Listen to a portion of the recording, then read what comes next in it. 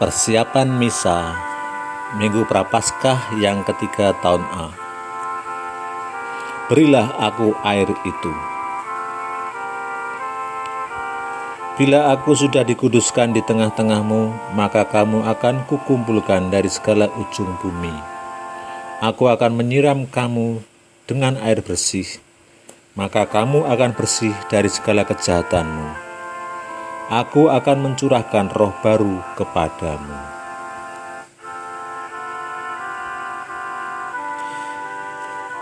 Kata kunci yang mengikat antar bacaan pada hari ini antara Injil dan bacaan pertama adalah kata air.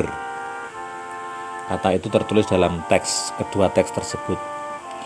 Antara bacaan pertama dan Mazmur tanggapan akan disambungkan dengan kata yang sama, yakni tentang tempat Masa dan Meriba itu.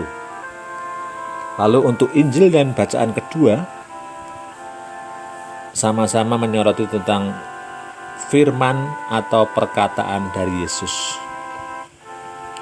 Kemudian bacaan kedua dengan Mazmur tanggapan disambungkan dengan suaranya atau sama dengan perkataan Yesus. Injil pada hari ini masih diambil dari Injil Yohanes bab 4 ayat 5 sampai 42. Mata air yang memancar sampai ke hidup yang kekal. Perikop ini cukup panjang, berisi percakapan Yesus dengan wanita Samaria di sumur Yakub. Suatu percakapan yang panjang tetapi cukup menarik untuk diikuti. Maka di sini yang paling penting adalah sabda Yesus sendiri ketika menawari wanita yang sedang mencari air di sumur tersebut. Dia mengatakan, "Jikalau engkau tahu tentang karunia Allah dan siapa Dia yang berkata kepadamu, niscaya engkau telah meminta dan Ia telah memberikan kepadamu air hidup. Siapa saja yang minum, ia tidak akan haus untuk selama-lamanya. Akan menjadi mata air di dalam dirinya yang terus-menerus memancar sampai pada hidup yang kekal."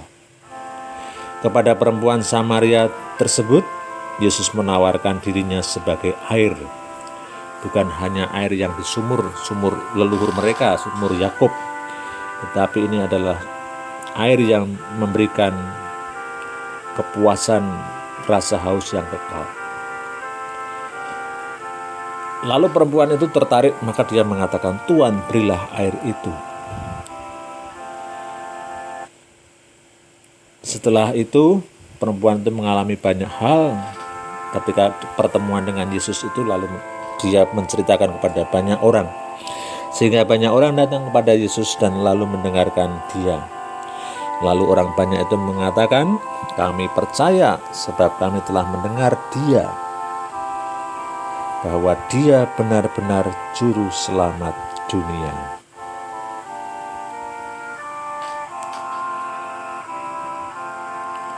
Bacaan pertama diambil dari kitab Keluaran bab 17 ayat 3 sampai 7. "Berikanlah air kepada kami supaya kami dapat minum." Perikop ini berupa kisah perjalanan Israel di padang gurun, dan ketika mereka mencapai suatu tempat di Rafidim, mereka kehausan. Lalu mereka marah pada Musa dan protes dengan sangat keras sehingga Musa menjadi ketakutan. Allah menjawab keluhan mereka dengan mukjizat air yang keluar dari gunung batu yang dipukul oleh tongkat Musa. Tongkat yang sama yang telah digunakan Musa untuk memukul Laut Merah, sehingga bangsa Israel bisa menyeberang keluar dari tanah Mesir. Tempat di mana gunung batu yang bisa mengeluarkan air itu disebut Masa dan Meriba, karena di situ Israel telah mencobai Tuhan. Israel meragukan keberadaan Tuhan di tengah-tengah mereka, sehingga mereka memberontak dengan marah kepada Musa.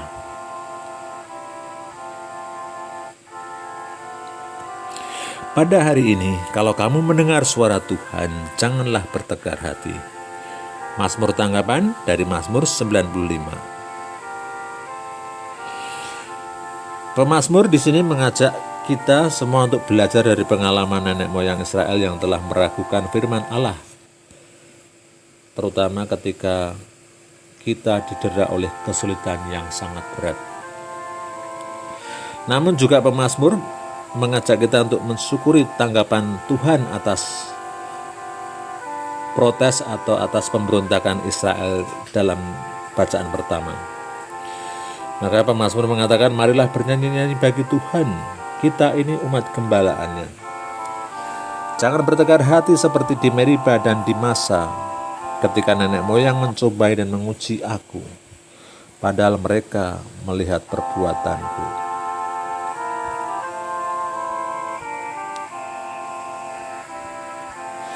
Bacaan kedua diambil dari surat Paulus kepada jemaat di Roma bab 5 ayat 1-2 dilanjutkan 5-8. Kasih Allah telah dicurahkan oleh Roh Kudus. Paulus dalam usaha memperkenalkan diri kepada jemaat di Roma, meskipun belum pernah ketemu sekalipun, namun Paulus sudah merasa disatukan dalam satu pengharapan dalam Kristus bersama jemaat Roma yang jauh di sana. Paulus menegaskan bahwa orang Kristen sebagai orang yang dibenarkan karena iman, sehingga mampu hidup damai, sejahtera oleh Tuhan Yesus Kristus. Juga beroleh jalan masuk ke dalam kasih karunia Allah, maka makin kokoh dalam pengharapan akan menerima kemuliaan Allah. Oleh Roh Kudus, kita orang Kristen percaya bahwa Kristus telah mati untuk kita ketika kita masih dalam keadaan berdosa. Selamat mempersiapkan diri untuk mengikuti misa Minggu Prapaskah yang ketiga. Semoga kita menjadi umat yang selalu haus akan air abadi, yakni Kristus, dan kita makin setia dan makin percaya mengandalkan akan firman-Nya. Tuhan memberkati.